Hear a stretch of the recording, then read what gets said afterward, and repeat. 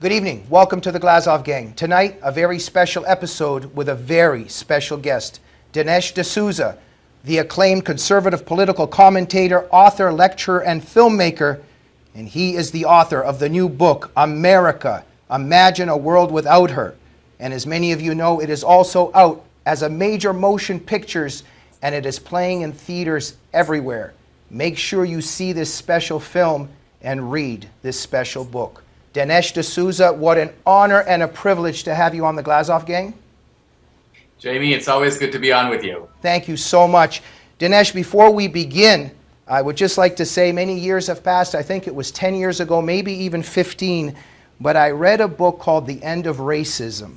And Dinesh, it had a profound influence on me. It left an indelible mark in my brain, and it profoundly shaped my political and intellectual journey. And I would just like to thank you very much for writing that book. I think that was, Jamie, 1995. So we're all getting on in years a little bit, my friend. Yeah, the years are passing, but thank you for writing The End of Racism. Very, very powerful, profound book. Thank you.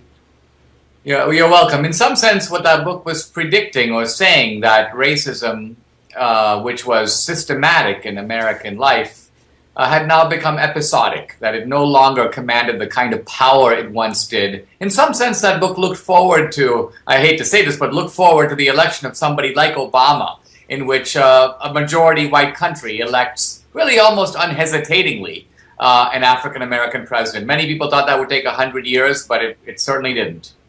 Absolutely. And Dinesh, let us now turn to your contemporary masterpiece, both a book and a film, America, Imagine a World Without Her. We're going to go back and forth a little bit from the book to the film. Of course, the themes are all overlapping. Let us begin with your first chapter of your book, Dinesh, Suicide of a Nation. You know, I was very taken by this. You write how Albert Camus believed that suicide was an ethical choice. He regarded suicide, you write, as a moral course of action. And you tie this in, Dinesh, to what is happening in America and the leaders who have taken over. Tell us a little bit about this and why you chose Camus for this example. Well, you know, people from the beginning of time have fallen into despair and committed suicide. So there's nothing new about suicide. I think what's remarkable about Camus is that he was saying that as a result of our discovery, the existentialist discovery that there is no God and that our lives are meaningless, he said we as human beings have to face that. And when we face that, we realize that life has no purpose. And some of us may decide that if that's the case, then we should exit the scene. We should commit suicide, not as a measure of pure despair, but as a thoughtful recognition of our position in the world. Suicide becomes an ethical option for human beings. And I thought that's a very interesting idea, and in some senses it seems to me a little bit of what the progressives are saying about America. They're saying America is a powerful country, but it doesn't deserve to be. Why should a country with 5% of the world's population enjoy such a disproportionate standard of the world's wealth? Why should it dominate the world in this way so that important things can't happen in South America or the Middle East or Asia without America having a big fat say-so? So for these progressives, it is an ethical option to shrink and diminish and perhaps even cancel out America's predominant role in the world, this American era that we've been living in since 1945. And these quote-unquote progressives, the left, what you're getting to is that they actually want an American decline, and they want the rest of the world, even enemies, to go up. They think that that's the minimum requirement of global justice. So remember, I'm not saying that they are just pure haters of America, that they mindlessly want to destroy America, or that they're pawns of some puppeteer. No, I'm saying that they believe that it's wrong, morally wrong, for America to enjoy this disproportionate standard of living and this disproportionate level of power. Of course, this goes hand in hand with an elaborate argument that America's wealth has been expropriated, has been stolen, has been looted and plundered, first from the Native Americans, then from African Americans, and so on. So I call this the story of American shame, and the left has developed this critique, and it's now a very powerful force in our culture. And I want to get to how you so professionally and powerfully refuted that shaming and those accusations. Before we do, though, let me just ask, Dinesh, if I'm not mistaken, you've made a few prophecies. You're also in some ways of prophet because some of these prophecies have come true. For instance, what's happened to the $17 trillion? We have now a $17 trillion debt. I think you yourself back in the day was saying that the left would be increasing our debt to this extent. Yeah, we made some quite specific predictions in the film 2016. And, I advanced a controversial theory about Obama that he had, in a sense, imbibed the anti-colonial fanaticism of his father. And a lot of people said, well, that's crazy. Obama's an African-American. His roots are in Selma and so on. Not true. But nevertheless, the thesis of 2016 was controversial. And so I said, look, like any scientific theory, one way you test it out is you make some predictions. You don't know how the world is going to come out, so you predict. And if your theory is right, you should be approximating the truth. And so I said, Obama will shrink the size of America in the world, but he will expand the size of the American government. That the national debt is $8.5 trillion when Obama came in. It's going to be about double, about $17 trillion or more. And you are exactly right. And so these things have come to pass. I can't say I'm happy about it, but it is a bit of a vindication of the earlier theory. Yes. Dinesh, what does it mean? You write about this in your chapter, Suicide of a Nation. It's a $17 trillion debt. And now, as you point out, is actually larger than our annual gross domestic product. What does that mean for our country? Well, for our country, it means that we have a millstone strapped around our neck. I think for what Obama, though, it actually means global redistribution, because our debt is not owned by us. It'd be one thing if the American government owed money to the American people. But the American government owes money to a lot of foreigners, including a lot of foreign governments. About a third of our debt is held by Chinese and Saudis.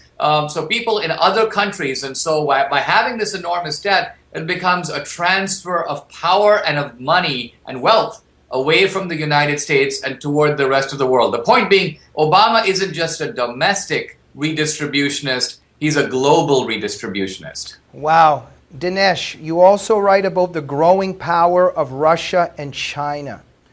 A little bit. Tell us about their growing power and its significance.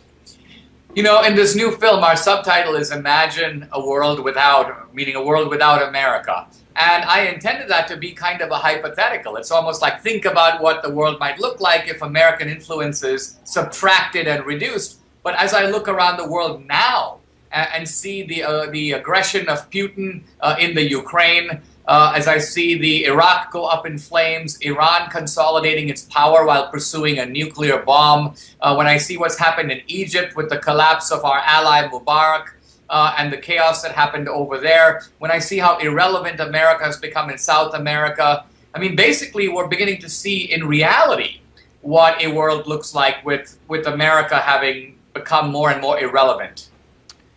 Absolutely, Dinesh. And something very interesting that you pointed out overall that's connected to all this, hope and change, even in terms of this theme of change. But is change always necessarily good?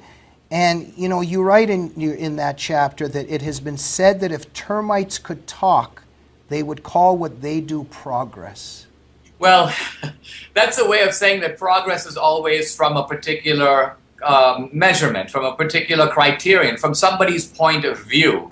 Now, when Obama talks about the remaking of America, how do you remake something? I mean, how do you remake a bridge? Well, you remake a bridge by taking down the bridge that was there before. So Obama always meant to say that in order to create this new vision of America, he wanted to dismantle the America that's here now. But people didn't hear that. Now, why didn't they hear that? And that's because of the pathology of race in this country. Americans have been so guilt-ridden about this issue and actually so disgusted at the Al Sharptons and Jesse Jacksons of the world that there was a deep national hunger for a guy like Obama who seemed to be a different sort of African-American. And so here he comes galloping on the scene. Everybody goes, phew, he's going to be so different. They mindlessly absorbed his hope and change propaganda, not realizing that he had a very different ideology from most Americans, Republican or Democrat. Absolutely. Dinesh, let us get to the accusation of theft. And what I love so much that you do in your book and in your movie, you let You know, you let the critics, you let the accusers, you let those who make these indictments, you let them give their case. And then you destroy their case one by one in terms of examples.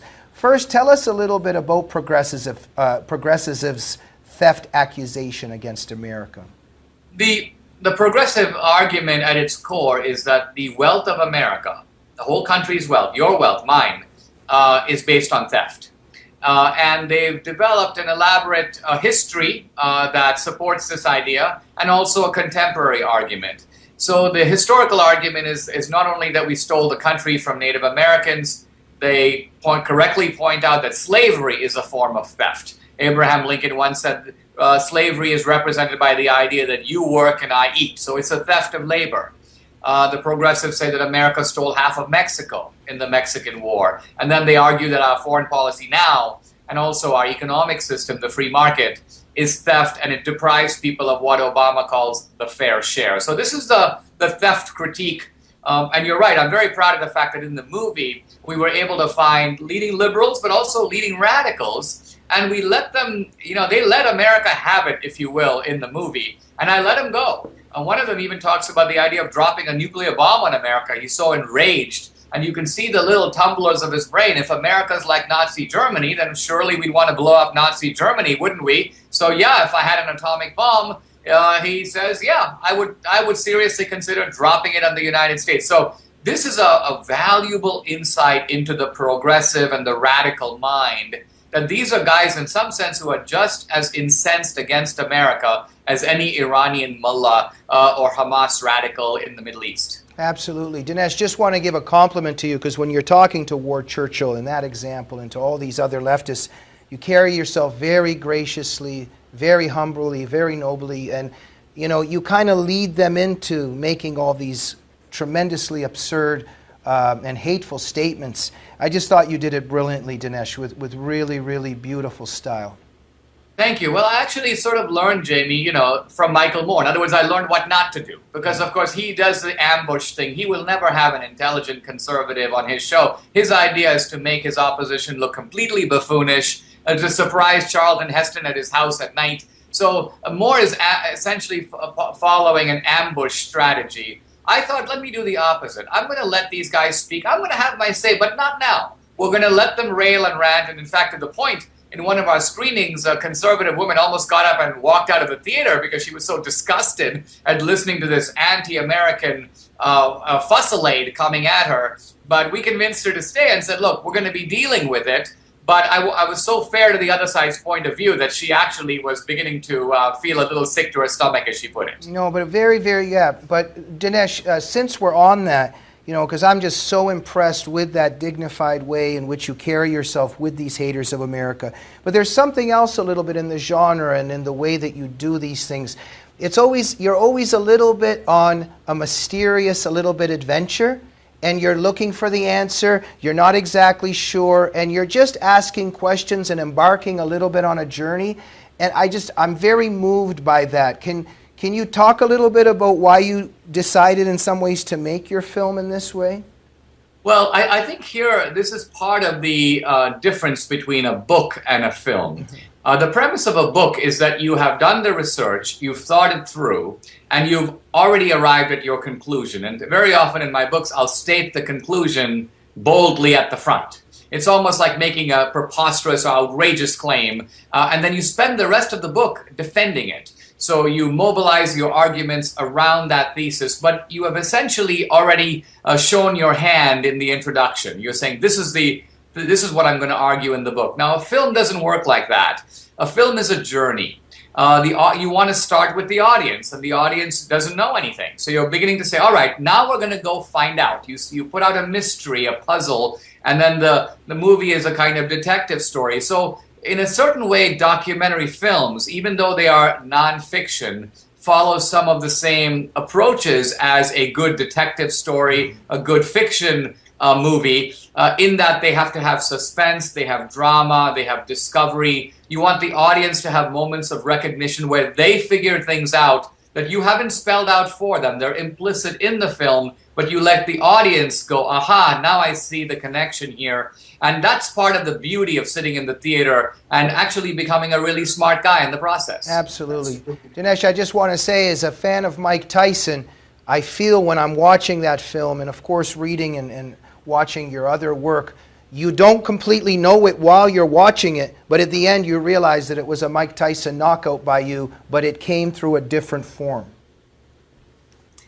Well, thank you, Jamie. I appreciate that. Look, I feel that part of what has strengthened my work, humbly, is that being an immigrant, I've grown up in a different culture. So I see things about America, and right away I know that they're unique, that this is not the way the rest of the world is. I mean, for example, life is difficult everywhere, here as elsewhere. But in most parts of the world, people become cynical as a result. They begin to stop believing in goodness really as a national principle. They might try to foster private virtue, but the concept of public virtue is just too preposterous to take seriously. But not here. I mean, to me, it's very moving. I'll go to a rally of, of bikers. These are guys who are lower middle class. They have tattoos all over their body. I wouldn't normally hang out with these guys, but I go, you know what? Look at these guys. They hang on to patriotism. They hang on to God, their belief in country. They're trying to be better people than they are. This is a very American thing, and I identify with it. I sympathize with it, and I want to support it. Thank you so much, Dinesh. And while we're on that, I want to move on to so many of these questions. I wish we had 5 hours. But I will say we share something, Dinesh, because I came here when I was 5.5 years old. My parents were dissidents in the Soviet Union. We escaped a monstrosity. We escaped hell. And I love this country. And I came here when I was 5.5 years old. And it's just a miracle to me. And I treasure America, and I cherish America, and I want to protect it from people that hate it and accuse it of many things. And you do that. And when I watch your film, I'm always also saying thank you to you. Well, I don't blame the ordinary American for not being A, very political, or B, even thinking about America that much. See, normally when we live in a house, we don't try to think about what are the blueprints that built the house. You just walk in the corridors, you lie on the couch. It's only when the house begins to shake, then you say, oh, I better go to the attic. I better find those blueprints because I need to know how this thing was put together. We're at that unusual moment in America when the American era that we've all taken for granted for 65 years is now precarious. The American dream can no longer be taken for granted. The idea that America's #1 in the world, that can't be taken for granted. Power seems to be moving toward countries like Russia, China, India, Brazil. So it's, some of this is going to happen anyway, but the idea that we elect a leadership and a president to protect and defend American interests, and this is the guy, the Pied Piper, who's leading us down this path, this is what I find particularly shocking and outrageous. Absolutely, Dinesh. And look, in your book, you completely discredit this whole accusation of theft by showing, many things, including one of the great points you made. In order for there to be a charge of theft, somebody had to have owned something. Let's just talk about that very briefly for a minute, because you point out that the Indians, for instance, didn't even have a notion of property rights. So, and there was also a lot of theft going on before. How can something be stolen if it wasn't owned? Well, in the film, we give the example of Manhattan. Now, Manhattan was reportedly sold by the Native Americans to the Dutch for a small amount of money. I say $700 in today's money. And people today on the left will go, well, look at this. The Dutch just took advantage of the Native Americans. Manhattan is worth an infinite amount of money, yet they paid a pittance for it. But wait a minute. When the Dutch bought Manhattan, there was no Manhattan. It was a godforsaken piece of land, like any godforsaken piece of land anywhere in the world. You can buy that land now in swamps and in remote areas of the world for $700. And that land is essentially worthless. So what has created value in Manhattan is not the land, it's what people built on that land in the subsequent 300 or 400 years. So no, the Native Americans were not cheated. We're not going to give them Manhattan back, and we shouldn't, because they didn't build Manhattan. Manhattan wasn't even Manhattan when they sold it. Very powerful. And Dinesh, you show that America creates wealth. It's the first society really to be built on invention and trade.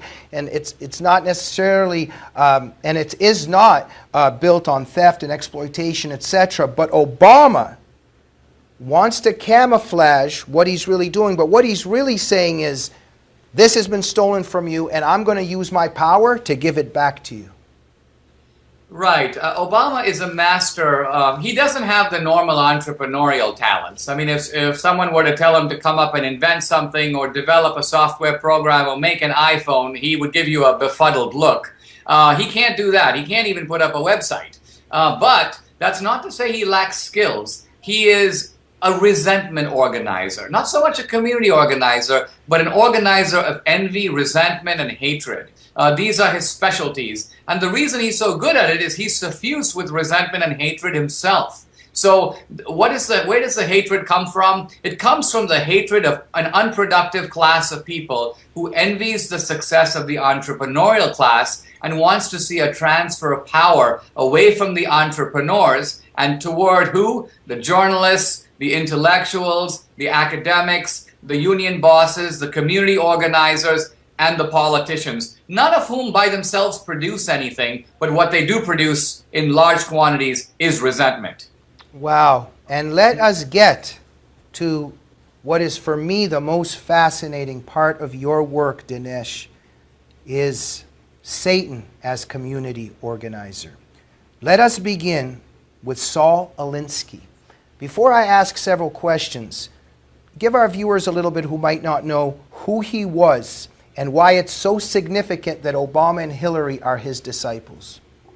Saul Alinsky was a community activist himself, a radical, and this is not my description of him. He wrote 2 books, both of which have the term radical in the title. The more famous of them is called Rules for Radicals, a kind of manual. There's a picture on the internet of Obama teaching the techniques of Rules for Radicals on a blackboard to a group of fellow community organizers. You know, Obama mysteriously kept going back to Chicago. Think about it. He came from Hawaii. He lived in Indonesia. He had ties to Kenya. He had no ties to Chicago, but he just kept going there again and again and again. Why? Because Chicago was the hothouse of Saul Alinsky. Obama admired Alinsky. Now, Hillary had an even closer tie with Alinsky. Obama never met Alinsky himself, but Hillary met Alinsky in high school, continued a relationship in college, invited Alinsky to speak at Wellesley, where she was a student, and wrote her senior thesis on Alinsky and Alinsky's organizing techniques. It was a very formative part of Hillary's political development. So in the film, we have rare footage of Alinsky, really never seen, I believe, in America before, and it actually shows you what kind of a guy Alinsky is. One of the things he says very interestingly in his own words is that he learns a lot of his techniques from the mafia. Alinsky would hang out with the Capone gang. He admired the way the mafia could extract money from people. I mean, we should think of the mafia as shakedown artists. These are people who knew how to shake money out of people. And Alinsky goes, how do I do that, but without using a gun? How do I politically become a shakedown artist like Al Capone? And he figured out how to do it. And the shaming of America can be thought of as Alinsky's gun. It's his way of putting people up against the wall as he reaches behind them to lift their wallets. Wow. Now, Dinesh, let's zero in here. Saul Alinsky, Rules for Radicals, his book, he dedicated it to? Well, this is strange because he doesn't call it a dedication, but he says, I got to doff my hat. I got to pay a tribute to the first radical. Who won his own kingdom. And then he says, Lucifer. Now, he's not kidding. This is the devil, Lucifer. And liberals, when they see this, they roll their eyes as if this was some kind of inside joke. But in a Playboy interview that Alinsky did about the same time, he went on and on about this to much greater length. He talked about the fact, he said, you know, I'm an atheist, but, you know, if there's a heaven and a hell, he goes, you sign me up for hell. Because he goes, you know, I want to get down there. Those are my people. So he was clearly thinking this through a little bit. Now, I'm not saying Alinsky is, you know, a devil worshiper. No. How can an atheist admire Satan? Well, I think we're talking here about the Satan that we find in Milton's Paradise Lost. Satan who's diabolically cunning, who's a liar, who's a schemer, who takes advantage of the innocence of Adam and Eve. Now, I want you to fast forward to what's happening, Jamie, right now on our border. What's happening right now on our border is Obama is using the Alinskyite strategy of deceit and cunning in order to take advantage of the goodness of the American people. He knows that if you produce kids with outstretched arms, hungry, in need of inoculations, it's going to be really difficult for good-hearted Americans to say no. And so he's cynically exploiting the goodwill of the American people to make political points. This border crisis is not something that's coming out of Central America or South America. It's manufactured right in the Obama administration. Wow. Now let me center in on a few of the themes there, because deception and camouflage, and you talk about this in your analysis of Alinsky and everything, that the dedication to Satan, or the tribute, or whatever we want to call it. You turn to Stanley Fish, one of the world's leading Milton scholars, and discussed how Lucifer is portrayed in Paradise Lost, etc. But Dinesh, as you show, Satan tries to make Eve think that he is on her side, even though he intends her destruction. You can feign interest in middle-class tastes, pretend to be like the people you hate and want to destroy. So tell us a little bit about this, like with Obama and Hillary. In some ways, there's a game happening there. They're pretending they're friends of certain people and looking out for their interests, but like Satan with Eve, they actually want to destroy you. And so what I want to add is even a little bit of what they are doing with that border crisis and with the illegal immigrants being shipped on Greyhounds to these middle-class communities. In some ways, you can see that this is a hit to the middle class. Alinsky is very candid about this in his book. He says, what do we radicals think about the middle class? He goes, we hate them. We hate them. We hate their values. We want to destroy middle class values. He goes, but let's note a couple of things. First, he says to the hippies of the 60s, he goes, most of you are middle class. You're not poor. You're not coming out of the ghetto. Many of you come from middle class, even upper middle class families. So he goes, you have an advantage. You have anthropological knowledge of the middle class, and you can use that knowledge to undermine the middle class. Second, he says, don't come across as a freak. Don't come across with a kind of hippie look. Don't call the police pigs, and don't throw blood at soldiers. Wave the flag. Pretend like you actually are one of these guys.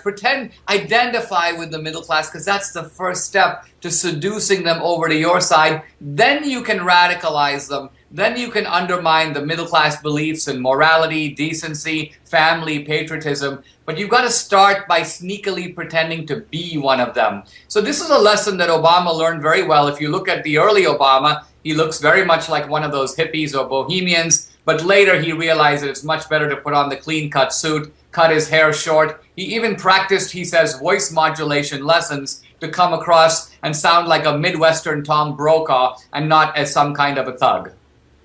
And therefore, 4 tactics in this whole thing that you crystallize, that, with Satan and what he did with Eve, what Alinsky's doing, etc. Polarization, demonization, organization, deception.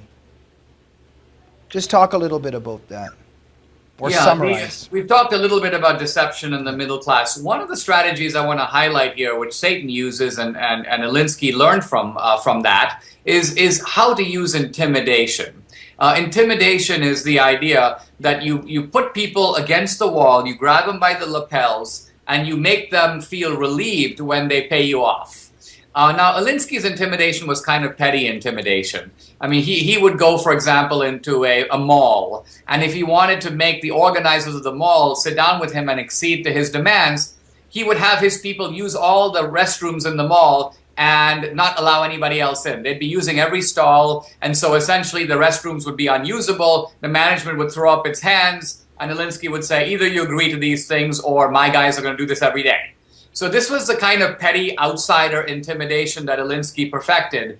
I think what Obama and Hillary realized, Hillary before Obama, is that this kind of intimidation is a little weak because it's an outsider trying to threaten a corporation or trying to threaten local government. Hillary's insight was, wait a minute, what if the radicals, instead of intimidating people and pressuring the government from the outside, what if the radicals can become the government?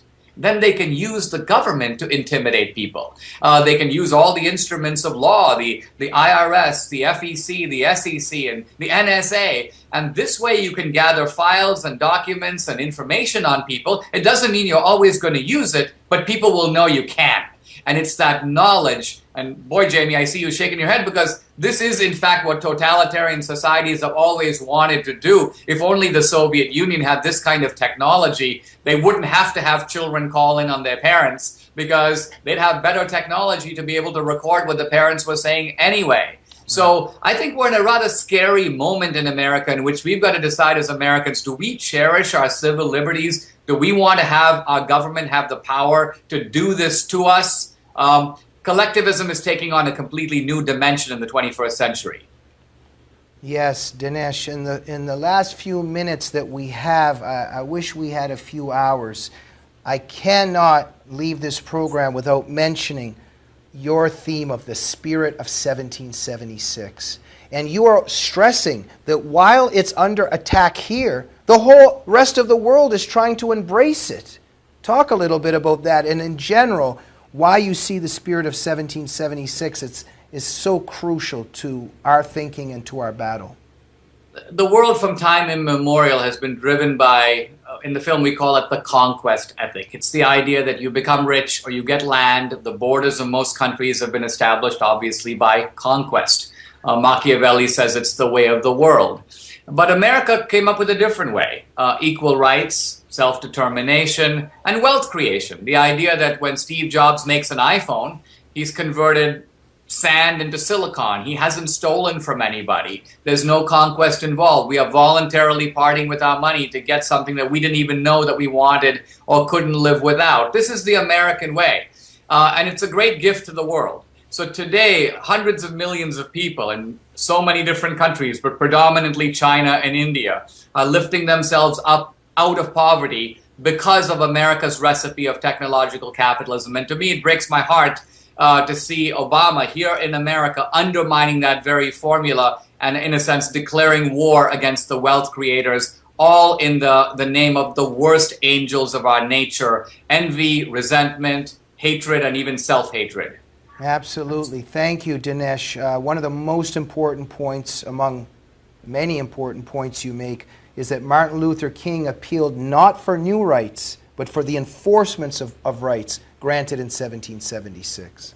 This is important because the progressives, as you know, Jamie, they like to think of themselves as sort of superior. That's the meaning of a progressive. The things used to be kind of messed up with Madison, Jefferson, and Hamilton, but then really brilliant people like Obama and Hillary came on, and they're taking us to new heights. Part of what I point out is that the greatest achievements, even of the reform movements like the Civil Rights Movement, was not a repudiation of the founding, but a return to it. That the promissory note that Martin Luther King appealed to was none other, ironically, than the charter of a Southern slaveholder, Thomas Jefferson. And so that's a deep irony, but also, I think, a profoundly positive message of America, that the spirit of 1776 got it right, after all. No, the founders could not have outlawed slavery then, but they established principles that would outlaw slavery, as Lincoln put it, when the circumstances permitted. Amen. Dinesh, why did you make this movie and write this book? How are you feeling today about how the book has been received, and what are your thoughts? The book has been received with frenzy and apoplexy on the left. I am delighted about that. I was just on National Public Radio with a guy from Mother Jones magazine who was so incensed that he barely could speak. He was just literally sputtering on the show. And I realized that that's actually wonderful, because these people live on a liberal plantation in which they consider any point of view other than their own to be somehow heresy. Well, this is a heresy that beats in the heart of every American breast. There's a natural patriotism in America that the left has derided, beaten down, besieged, and I want to liberate it. And my book and my film are ways of unleashing a very powerful force in America that can ultimately unify, and if it's strategic about it, crush the left. Wow. Thank you for giving us those weapons, and also for your brave battle. Before we go, Dinesh, just in general, the last couple nights, last couple weeks, what's on your mind? Well, I've been thrilled to be out there defending these ideas, defending America.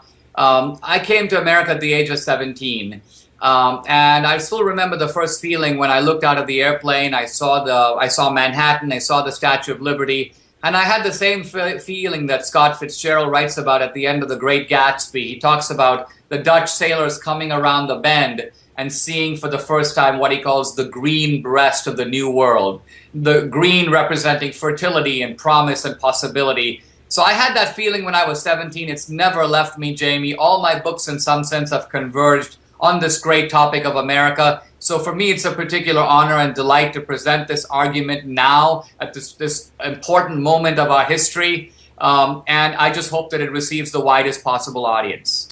Dinesh D'Souza, thank you so much. You are a hero.